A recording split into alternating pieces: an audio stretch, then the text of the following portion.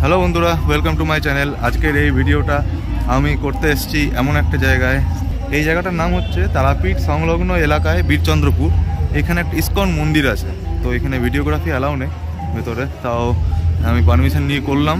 তো চলুন, ওইখানে কোনো কথা বলা যাবে না, গিয়ে ভিডিওটা আপনারা শুধু দেখুন, এনজয় করুন, আর আশা করি ভালো লাগবে। আর অবশ্যই আমি রেকমেন্ড করব, বীরচন্দ্রপুর আসলে কিন্তু এই ইসকন টেম্পল ভিজিট করতেই হবে।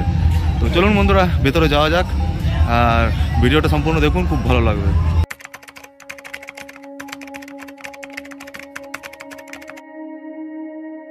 বীরচন্দ্রপুর মন্দিরটি নিত্যানন্দ স্বামীর জন্মস্থানের জন্য বিখ্যাত।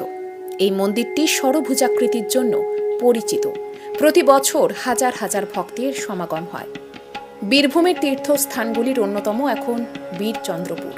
তারাপীঠ থেকে সাঁইথিয়ামুখী 10 কিলোমিটার দূরত্বে বলরামের অবতাররূপী নিত্যানন্দ মহাপ্রভুর জন্মস্থান প্রসিদ্ধ বীরচন্দ্রপুর। এছাড়া পাণ্ডাদের অজ্ঞাতবাস স্থান। এখানে আপনি ভ্রমণে এলে একসাথে অনেকগুলো সুন্দর মন্দির দর্শন করতে পারেন। তার মধ্যে অন্যতম ইসকন মন্দির।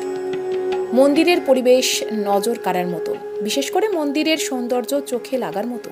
এছাড়া মন্দির চত্বরে যে শান্তি বিরাজমান এবং তার নিরিবিলি পরিবেশটা মনকে ভালো করার জন্য যথেষ্ট।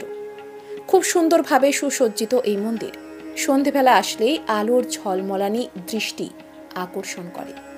মন্দিরের ভেতর প্রবেশ করার সময় চোখে পড়বে নানান কারুকার্য। চলুন এবার মন্দিরের ভেতরে যায়, আর আপনারা দেখতে চলেছেন সেখানকার মনোমুগ্ধকর কীর্তন।